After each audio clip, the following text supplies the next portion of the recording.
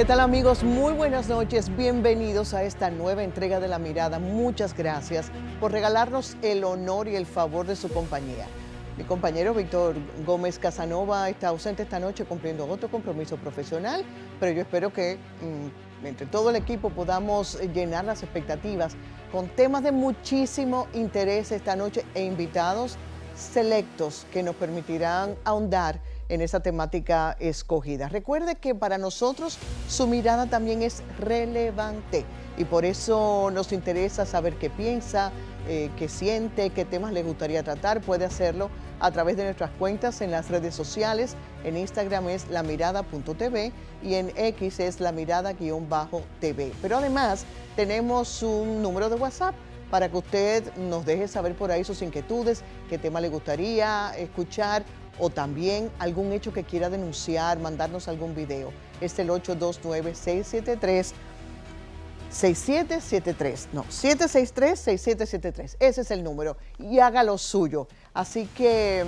miren, en el día de hoy y luego de mucho tiempo, el expresidente Danilo Medina ofreció una entrevista formal. El espacio fue El Sol de la Mañana en la emisora radial Sol.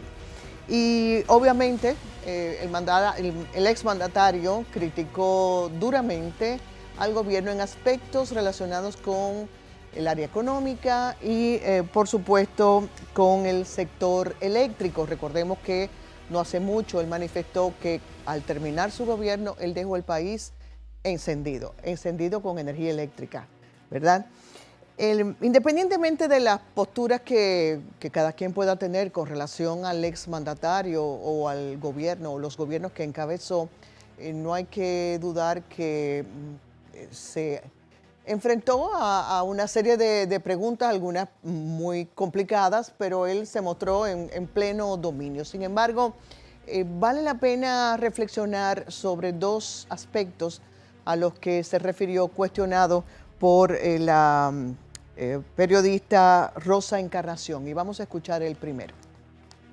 Presidente, usted ha hablado de que sus familiares están pagando el precio de ser su hermano, sí, o sus hermanos.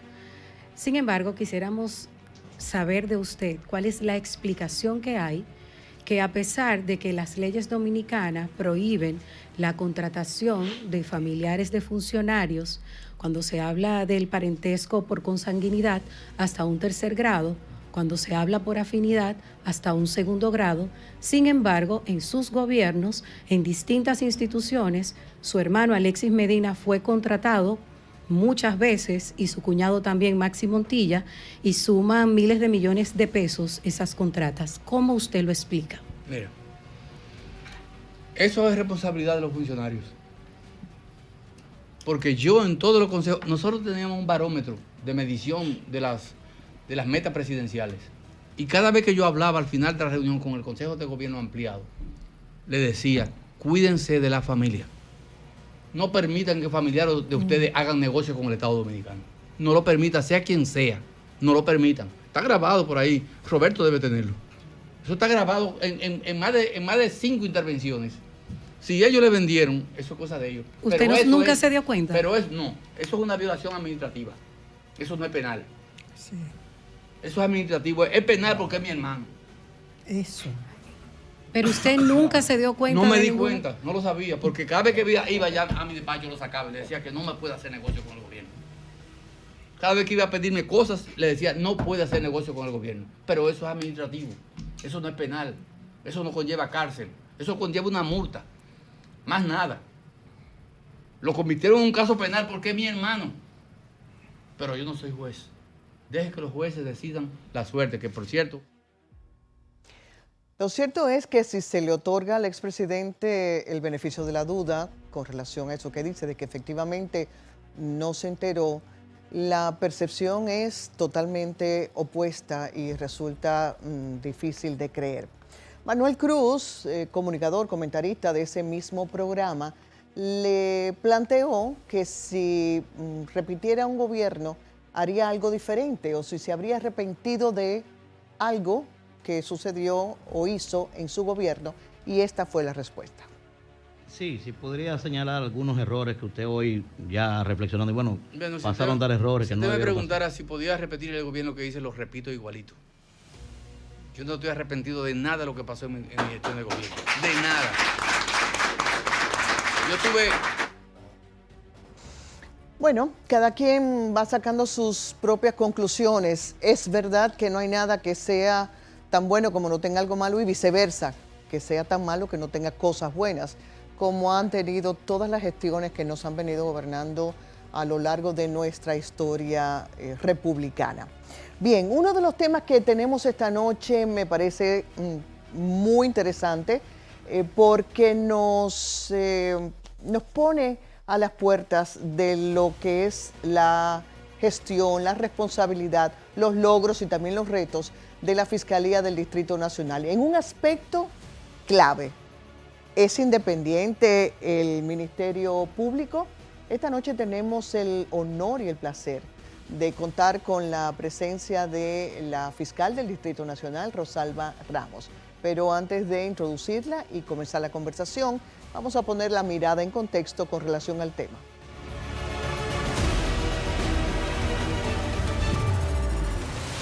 Tradicionalmente, el Ministerio Público Dominicano ha estado vinculado al Poder Ejecutivo. Hasta hace poco, el Procurador General de la República era designado por decreto por el presidente. Aunque eso ha cambiado con la inclusión de la escogencia del Procurador General por el Consejo Nacional de la Magistratura, todavía el presidente posee una gran influencia a la hora de elegir a la cabeza del Ministerio Público. Pero, ¿cómo se puede hablar de independencia del Ministerio Público cuando éste depende del presupuesto asignado por el Estado, el cual es sugerido por el Poder Ejecutivo y aprobado por el Congreso Nacional, lugar donde el mandatario detenta una amplia cuota de poder? Entonces, si no cuenta con los recursos necesarios, su eficiencia en la investigación y judicialización de casos se ve comprometida, razón por la cual no se puede hablar de una independencia total de esa institución del Estado dominicano. Para lograr una independencia efectiva del Ministerio Público se requiere la aplicación continua de requisitos y evaluaciones de carrera que empleen mecanismos de control que eviten la politización de la justicia, protocolo que todavía no ha podido ser implementado del todo en este país.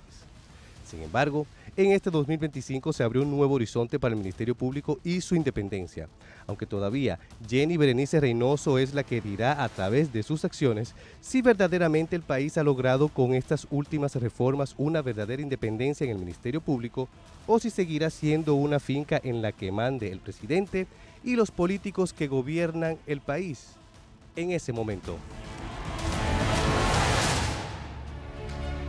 Ya tenemos con nosotros a la fiscal del Distrito Nacional, Rosalba Ramos. Gracias por estar con nosotros.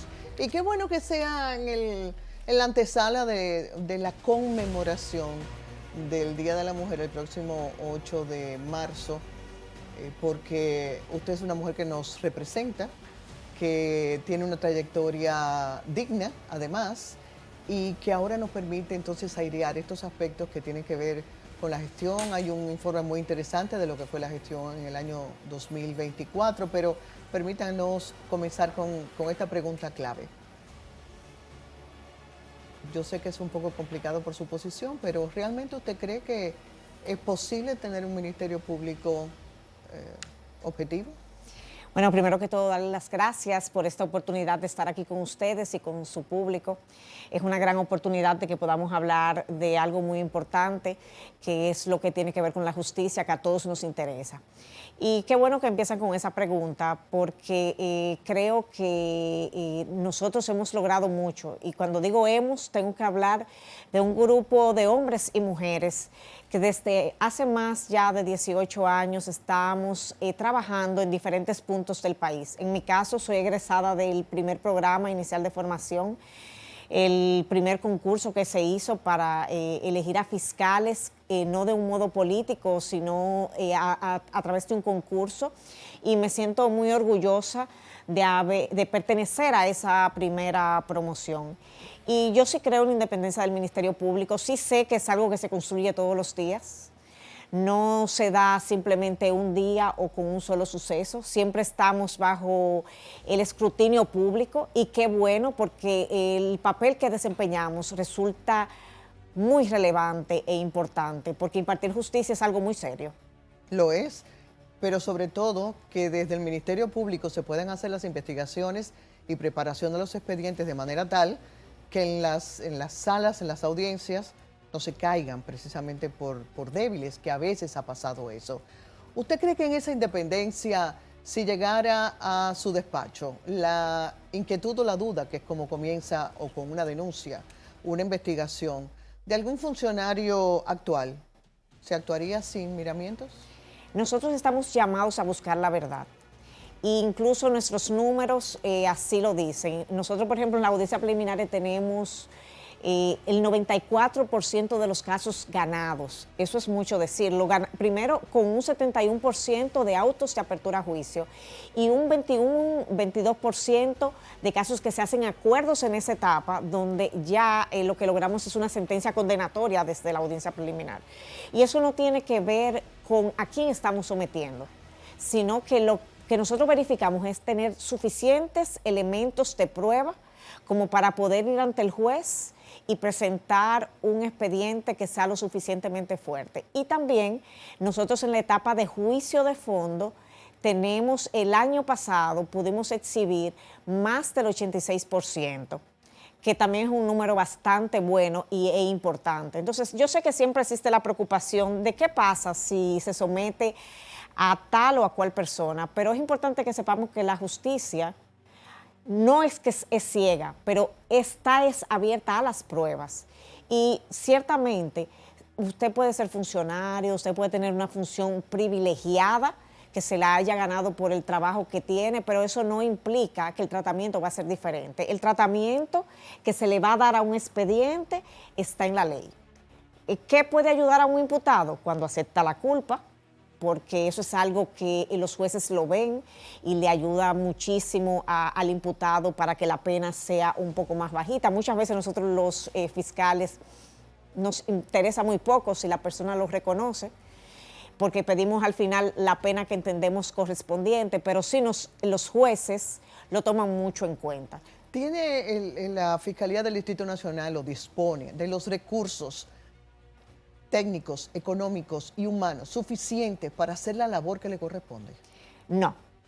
Lamentablemente, nosotros tenemos que ser coherentes de que tenemos un déficit de más de 30 fiscales en este momento. Es algo que hemos informado. No es un déficit que solamente es de la Fiscalía del Distrito, es a nivel nacional. Es importante destacar que siempre los casos, las demandas de los diferentes departamentos van creciendo. Ahora tenemos muchos delitos de alta tecnología, los cuales nos conllevan mucho tiempo de investigación. Tenemos también más elementos de pruebas tecnológicos, que algo que no pasaba anteriormente, porque ya cualquiera tiene un celular y puede grabar un video con las mismas cámaras del 911. Entonces todo eso conlleva que necesitemos más personal y es algo que hemos venido demandando. Sin embargo, hemos dado el frente. Es importante destacar que la operatividad de la Policía Nacional, con quien trabajamos en constante comunicación, ha sido muy buena. El papel de la DNCD ha colocado a la Fiscalía del Distrito en una posición privilegiada, porque por casi todo el año 2024 tuvimos entre el primer, segundo y tercer lugar que más drogas incautaron. Y eso para nosotros es un número importante, porque implica que las sustancias controladas que tanto nos preocupan con relación a nuestros jóvenes, la estamos sacando del mercado. Vamos a continuar la conversación por demás interesante. Permítanos conectar o darle paso a nuestro compañero Argenis Carrera, que está en un punto de la avenida Winston Churchill en la ciudad de Santo Domingo, donde hay una protesta de familiares y allegados de la joven que falleció cuando otra joven en estado de ebriedad la impactó hace muy pocos días. Adelante, Argenis. Así es, Lisette, nos encontramos en este momento en la avenida Winston Churchill, donde la joven Aida Nicole pues falleció. Tenemos aquí pues parte de sus familiares que han venido a un encendido de vela y que están pidiendo justicia por su familiar. Vamos a tratar de hablar con algunos de los familiares que han llegado a este lugar. Estamos en vivo para el programa La Mirada de RTVD. Dígame su nombre y qué pariente era usted de Nicole. Mi nombre es Vicente Reyes. el padre de Aida Nicole Reyes Gómez.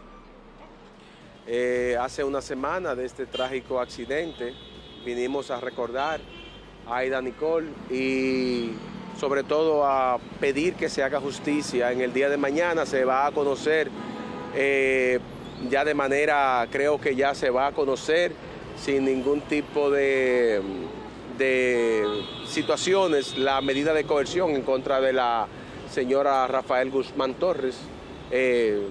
¿No había otra persona implicada en el accidente, según tengo entendido, aparte de la señora? No, y eran el vehículo que impactó, que era el que ella conducía, y el vehículo donde viajaba mi hija, que lo conducía un joven de 27 años, pero no era el accidente fue entre dos vehículos. Ok, ¿han tenido entonces ustedes acceso a las cámaras de seguridad de aquí del lugar?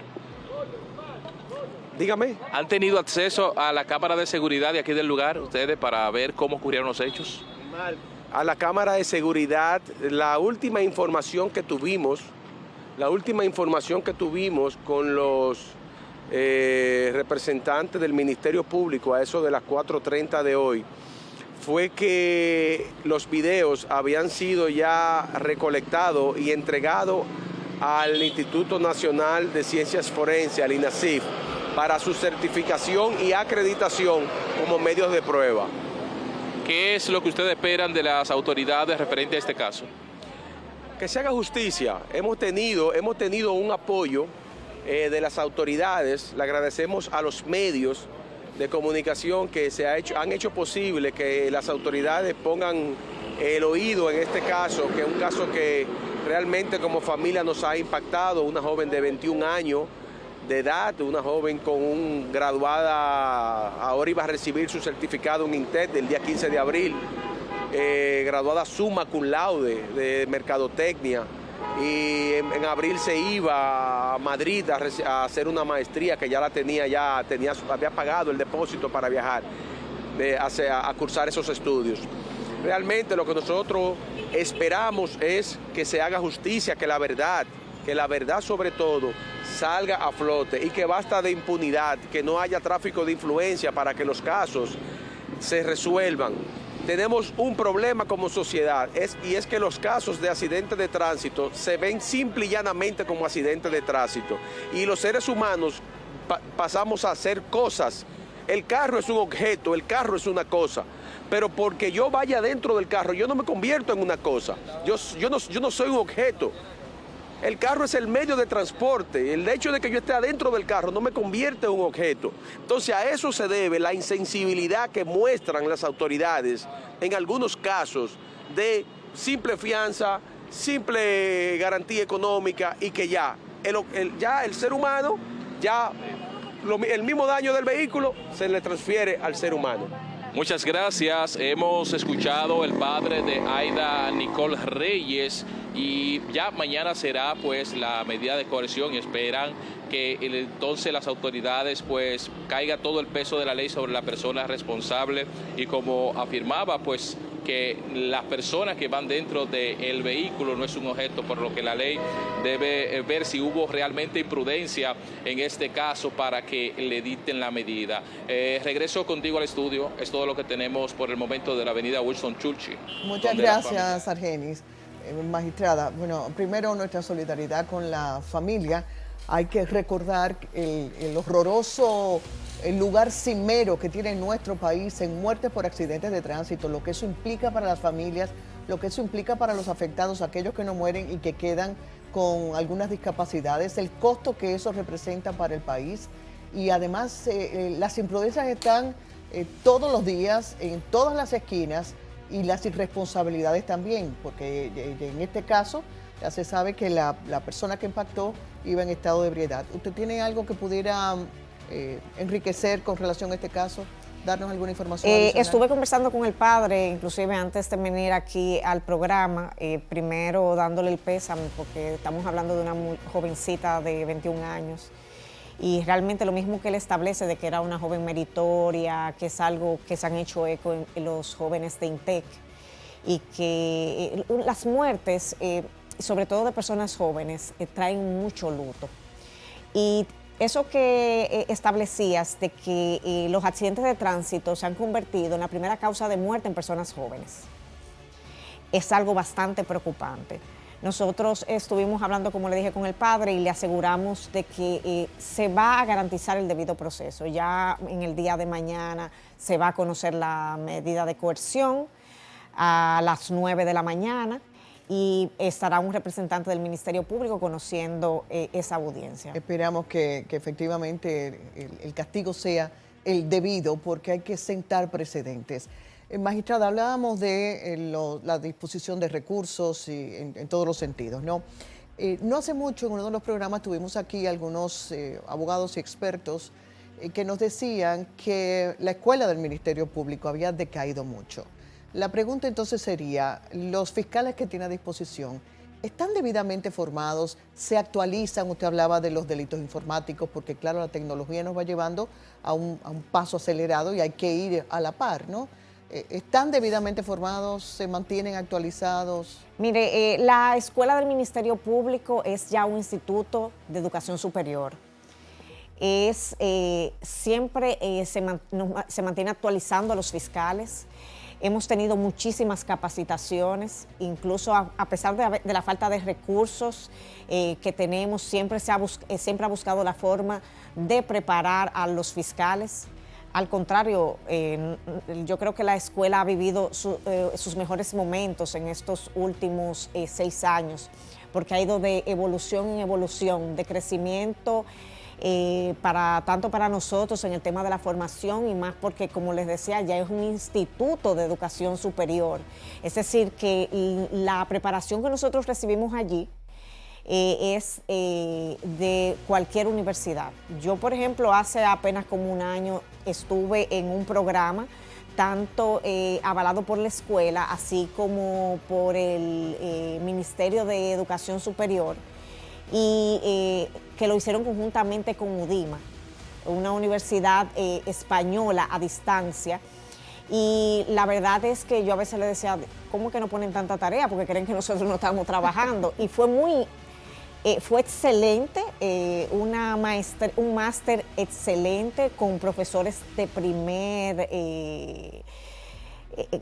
con una gran preparación y realmente muy demandante. Mi queja fue esa, demasiada información con nosotros también con el trabajo, porque me hubiera gustado tener más tiempo para leer todos los libros que me entregaron, porque también nos suministraron libros, y para tener ese tiempo de profundizar de la manera que ellos así lo querían. Bueno, eso es un aliciente. En su gestión, ¿cuáles diría usted que han sido las luces más importantes y cuáles los desafíos que le ha costado más superar? Mira, para nosotros ha sido muy importante tener una fiscalía cercana a las personas. Sobre todo porque las personas cuando llegan a la fiscalía es con un problema relevante. El que llega ya sea por la muerte de un familiar o porque el familiar es acusado por esa muerte. Es decir, que estamos viendo la dinámica de 2 familias que vienen destruidas de una forma u otra. Entonces, para nosotros algo que ha sido relevante es darle ese servicio y ese trato humano.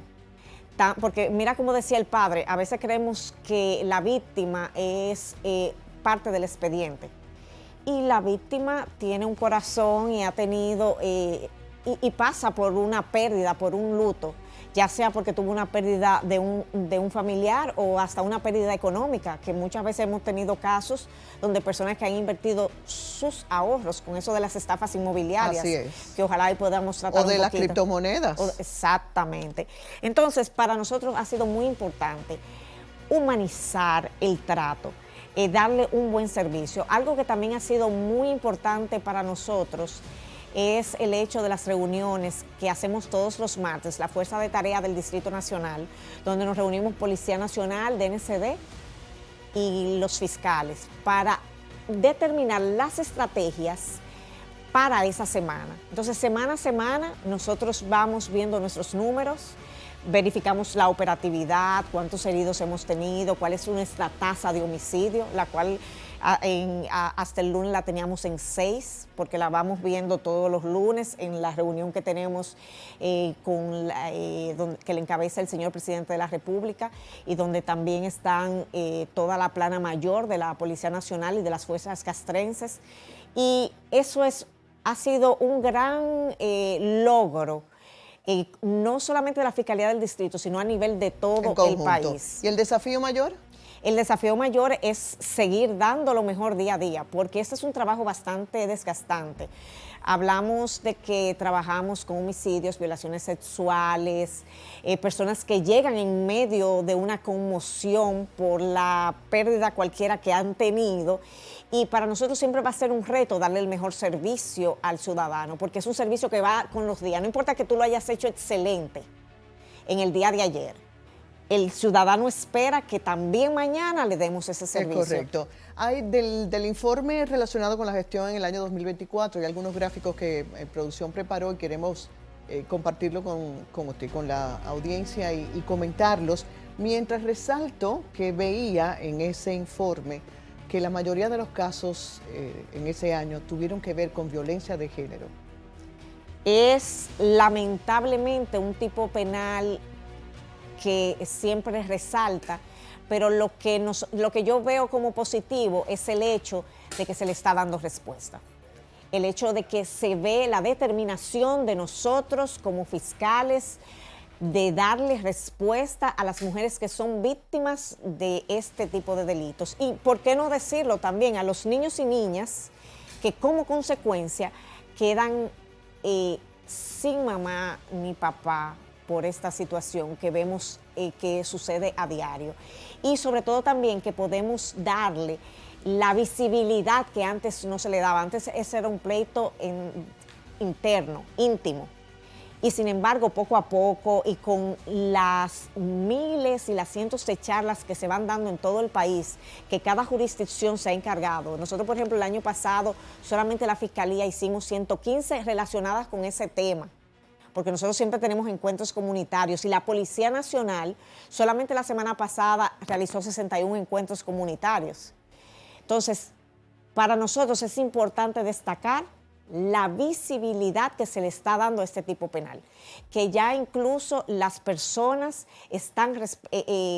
entienden que es una violación a la ley cuando maltratamos a una mujer. Pero sobre todo es bueno que lo entienda la policía, porque es que a veces las mujeres van a poner una denuncia, se burlan de ella, apoyan más al hombre, y ese es un serio problema. Esa es otra de las patas. Usted está hablando fiscalía, policía, etcétera. Entonces son muchos actores, y si no están al unísono, la tarea se hace mucho más difícil. Definitivamente, pero sí le puedo decir que es un compromiso que renovamos todos los días. Ahí está la generala Janet, que hace un trabajo que admiro y respeto, que está al frente de violencia de género en la Policía Nacional, y con quien siempre hemos contado su colaboración para cuando tenemos que buscar a un detenido, cuando tenemos un caso que nos está trayendo problemas. Incluso tenemos que destacar que la mayor ejecución de órdenes de arresto es de este tipo penal, lo cual ya de entrada se ve el compromiso que tenemos. Magistrada, primero, ¿qué opina usted de la designación de Jenny Berenice como Procuradora General de la República? Es un buen paso, sobre todo porque la magistrada es una fiscal de carrera. Entonces esto abre una nueva brecha para la carrera del Ministerio Público, porque hasta ahora solamente habíamos podido acceder a las titularidades. Por ejemplo, en el caso mío, que soy fiscal de carrera hace 18 años, los fiscales que están en la mayoría de las demás jurisdicciones, entonces que tengamos una procuradora que sea de carrera y que haya sido escogida mediante este método planteado por el señor presidente de la República, entiendo que es inclusive algo positivo para nosotros, porque nosotros nunca hubiésemos creído que podíamos aspirar a ser procuradores generales de la República, porque era un puesto político totalmente. Bueno, y la meritocracia es otro reto que hay internamente, ciertamente. Y no solamente ahí, en realidad en todos los estratos, sobre todo públicos. Magistrada, entonces, ¿aspiraría usted a qué más dentro de su carrera? ¿A qué otra posición? Bueno, realmente ahora mismo yo estoy muy concentrada en terminar mi gestión en la Fiscalía del Distrito. Puedo decir que estoy en el trabajo que es mi pasión. También tengo otra pasión, que es que soy mamá. Esa me lleva mucho tiempo. Lleva mucho tiempo. Lleva mucho tiempo. Tengo 2 niños pequeños y realmente allá lo que aspiro es que luego de salir de la Fiscalía del Distrito, reponerle ese tiempo que ellos generosamente me han cedido. Yo voy a hacer una última pregunta, la voy a poner en jaque. Si usted tuviera la oportunidad de elegir un caso para investigar, ¿cuál sería? Mira, yo he tenido esa oportunidad y los casos que más me gusta investigar es cuando, por ejemplo, tuve el caso de Yokairi Amarante, que la desfiguraron. Y fue un caso que me conmovió muchísimo porque ella es una jovencita bellísima de 21 años y con una niña de 2 años. Sí. Y todo lo que ella contaba en el juicio de cómo cuando ella llegó así desfigurada, la niña le dijo que había llegado el cuco. O sea, algo... Entonces, para mí, yo me siento muy contenta cuando yo puedo subir a juicio, porque esa es mi pasión, litigar. Estuve en el caso de la descuartizada de la joven venezolana, Sí. del caso que sucedió ahí en Piantini. Y subí también a litigar, y esa es una de mis mayores pasiones, cuando tú puedes ir al tribunal, exhibir tus pruebas y tener esa oportunidad de contar la historia de la investigación que realizó el Ministerio Público.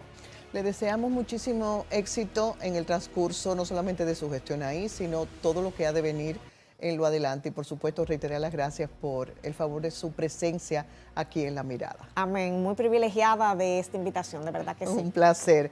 A ustedes, por favor, manténganse ahí. Esto es La Mirada. Nos queda un tema interesantísimo que tiene que ver con el bolsillo suyo, el mío y el de todos. Vamos a hablar de economía con puntos muy selectos. Ya regresamos.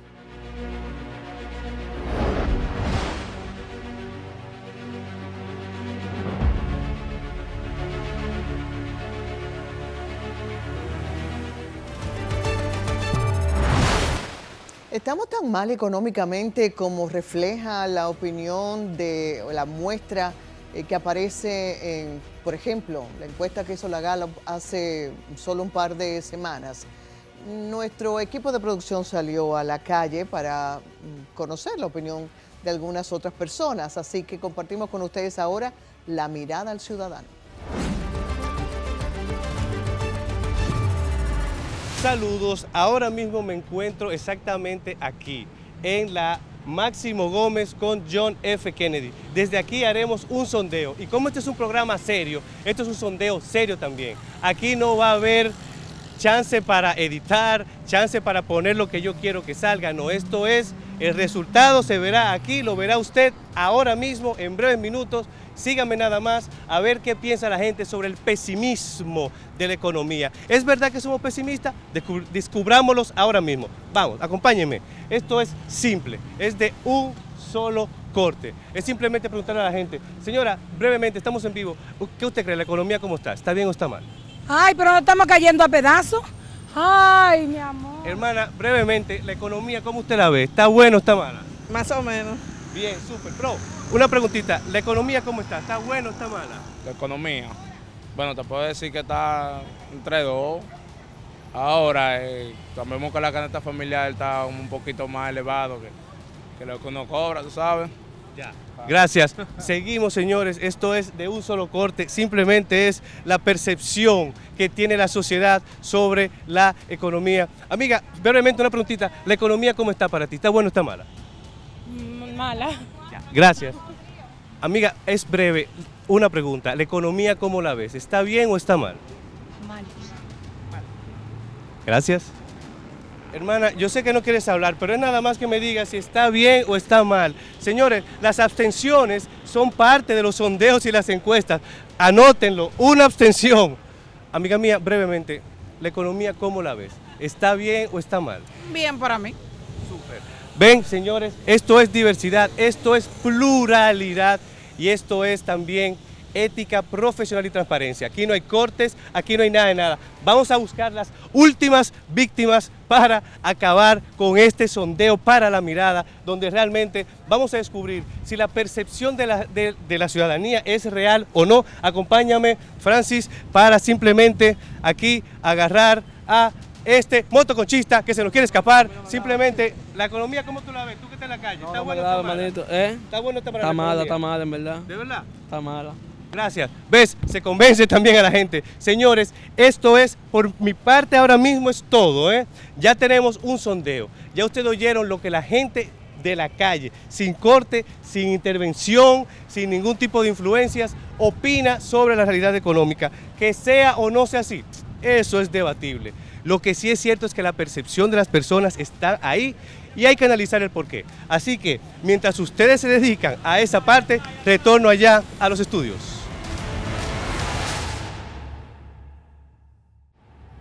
Muchas gracias a Luis Villaverde, siempre activo, por traernos esa mirada ciudadana en torno al tema. Y damos la bienvenida en el estudio a Richard Medina, quien es el director de la Escuela de Economía de INTEC. Gracias por estar con nosotros. Muchas gracias, Lisset, y muy buenas noches a todos los que nos siguen a través de las distintas plataformas y del canal. Y recuerde a la audiencia que su mirada nos interesa. Usted puede opinar también qué piensa de cómo anda la economía, bien, mal.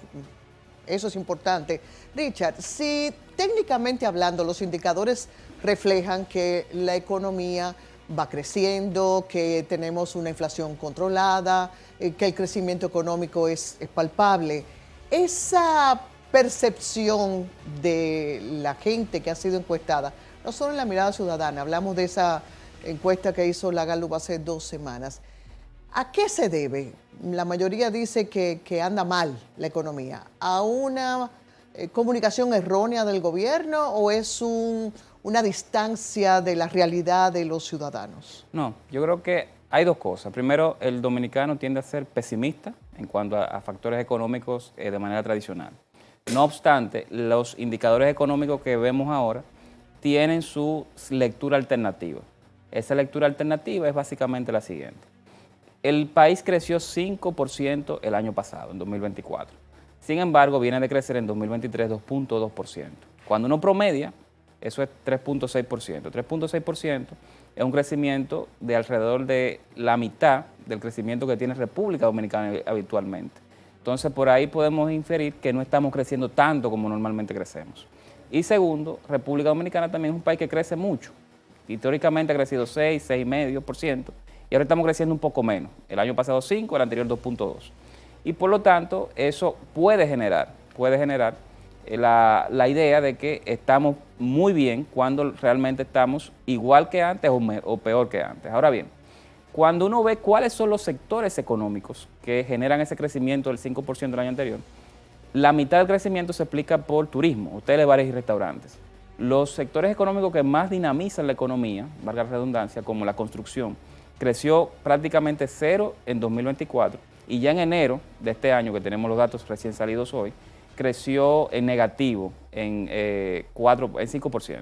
O sea que es un problema que se está manifestando en un sector clave de la economía y por lo tanto vemos más ralentización a nivel económico. Mientras compartimos ahora en pantalla algunos gráficos relacionados con estas cifras, ¿a qué podría estar debiéndose ese decrecimiento en una industria tan importante para generar empleos, movimiento económico y demás como la construcción?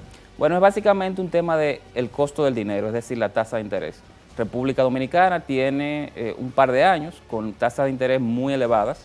Muy elevadas es que si usted va a buscar una hipoteca, probablemente le ofrecen de entrada una tasa fija de 6 años alrededor del 15%, para luego írsela subiendo. Entonces, si yo como ciudadano tengo la oportunidad de dar el inicial para un apartamento, pero veo que la tasa de interés es muy alta, ¿no? Por lo tanto, mi cuota del préstamo va a ser alta mes tras mes, pues yo espero hasta ver que baje. Entonces, hay un factor de demanda. Si es que baja. No, va a bajar porque son ciclos. Quizás tome un año, quizás tome 1 año y medio, pero eventualmente bajará. Pero yo postergo esa decisión de comprar una vivienda, de comprar un apartamento, y por lo tanto, si hay menos demanda de vivienda o de construcción de edificios para empresas, bueno, pues entonces también la oferta, es decir, los constructores ralentizan, ponen más lenta la producción o la construcción de nuevos edificios, nuevas casas. Y eso evidentemente que se permea a toda la economía, con el tipo, la persona que pone varillas, con la persona que es plomero, con el que vende los sanitarios, etc. La ferretería, los suplidores de materia prima, etcétera. Richard, ¿qué se le explica o cómo se le explica a la gente que es una queja constante, de que siempre se habla del crecimiento económico del país, de hecho somos una referencia en la región y demás. Es decir, la macroeconomía es maravillosa, pero la micro no. Es decir, ese crecimiento no se refleja en la dinámica cotidiana del ciudadano. Bueno, normalmente los datos reflejan lo que vive la gente, o deben reflejar lo que vive la gente. Ahora bien, cuando uno hace la revisión de los datos de crecimiento económico, el hecho de que el país crezca 5, puse el ejemplo de construcción, no significa que todos los sectores crezcan igual. Hay sectores que crecen más que otros. En los últimos 4 años, hoteles, bares y restaurantes es el sector que más está creciendo y que más está explicando el crecimiento general de la economía. Pero hay otros como la construcción, la agropecuaria y la industria local que no está creciendo tan rápido. Y eso tienden a ser en sectores que generan mucho empleo, sobre todo para las personas de menores ingresos, es decir, las personas más vulnerables. Por eso es que uno ve que a pesar de que la economía sigue creciendo, bueno, hay gente que todavía no lo está sintiendo. Y lo siente más difícil en la parte alimentaria, es decir, en lo que tiene que erogar para adquirir ya no lo mismo que habitualmente compraba, sino cada vez menos. Felipe Ciprián, un periodista del Listín Diario, publicó un artículo la semana pasada donde planteaba, precisamente ante esta situación de que los alimentos van subiendo más de lo que uno quisiera, y yo doy testimonio de eso, que resulta que la producción local ha mermado para darle paso a la importación. Y de hecho lo atribuía a influencias del expresidente Hipólito Mejía, cuya área de trabajo es la agricultura y la de sus allegados. ¿Cuál es su opinión al respecto? Mire, yo creo que aquí han habido algunos factores importantes. Por ejemplo, vino la peste porcina africana, que ya se ha convertido en endémica. Eso mermó bastante la producción de cerdos en lo que se llama traspatio, es decir, los productores pequeños, no las grandes granjas.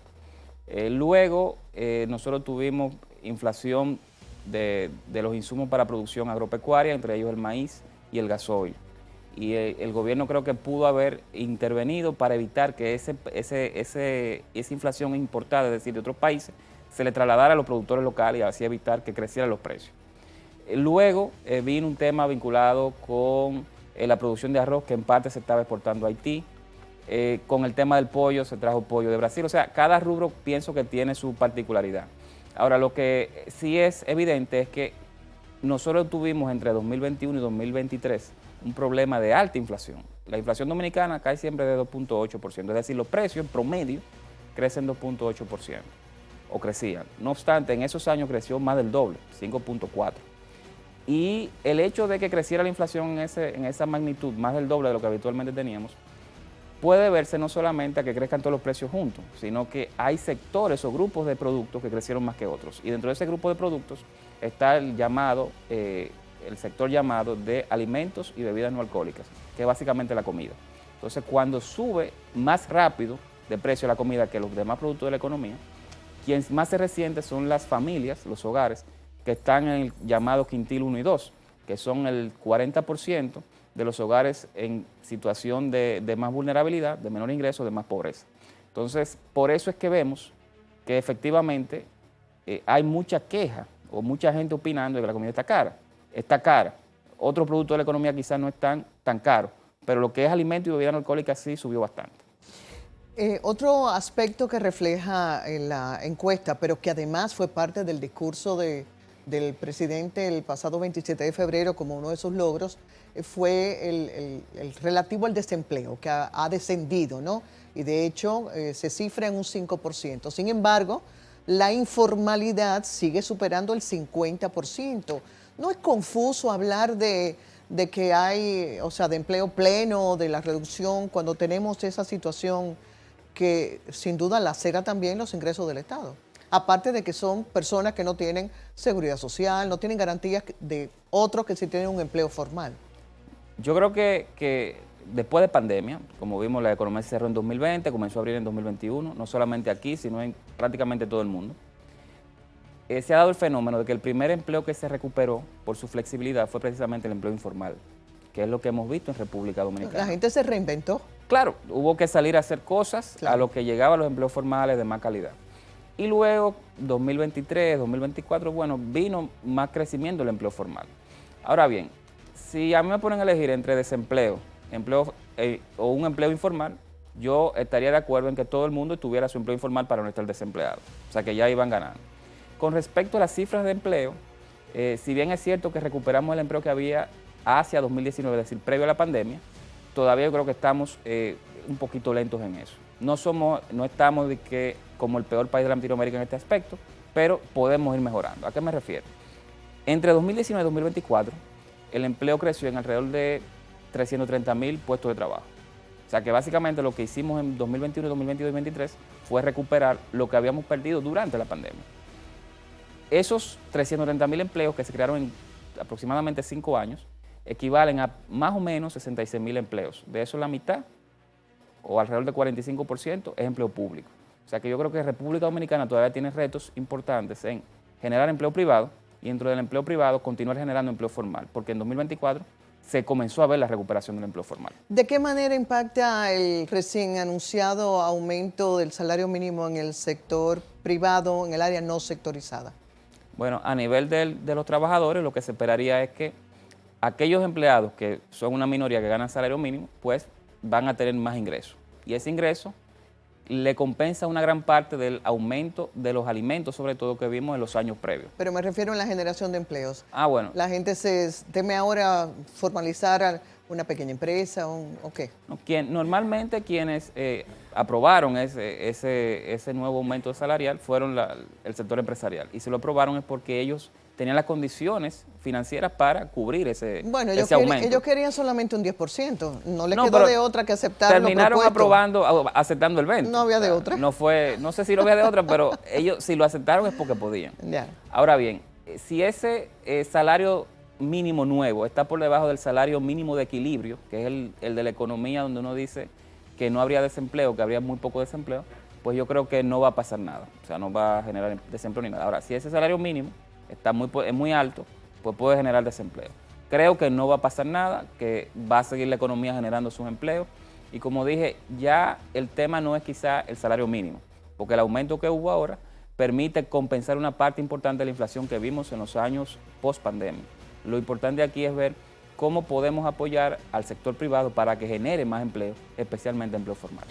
Una última pregunta, Richard. Toda esta dinámica mundial y regional que está provocando las medidas del nuevo presidente, bueno, en su segundo mandato, Donald Trump, en los Estados Unidos, tiene al mundo en vilo, esa es la verdad.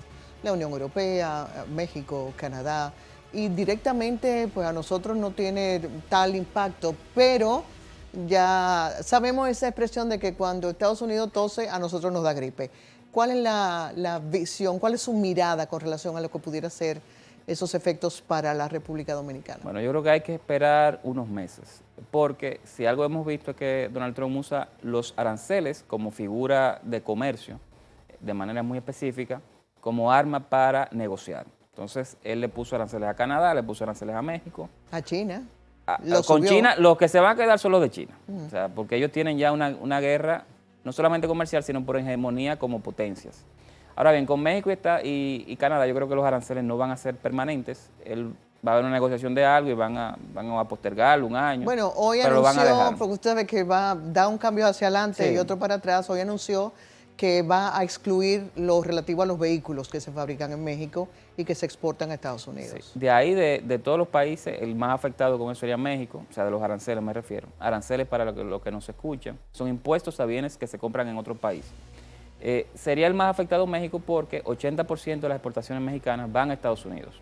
Ahora bien, una parte importante de esas exportaciones, alrededor de 2/3 partes, son más que nada de vehículos o partes de vehículos y de aparatos electrónicos o partes de aparatos electrónicos que se ensamblan en México y se llevan a Estados Unidos para consumo o para ensamblar otros bienes más sofisticados.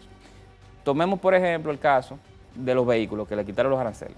Si México hace retrovisores, hace espejos, hace luces de vehículos, hace micas, y le ponen impuestos, aranceles, a esos bienes que se hacen en México cuando entran a Estados Unidos, cuando las empresas de vehículos de Estados Unidos los compran, pues automáticamente van a pagar ese arancel y por lo tanto van a subir sus costos. Obviamente. Y al subir costos suben precios. y suben precios, no van a ser competitivos contra los vehículos que vengan de otros países.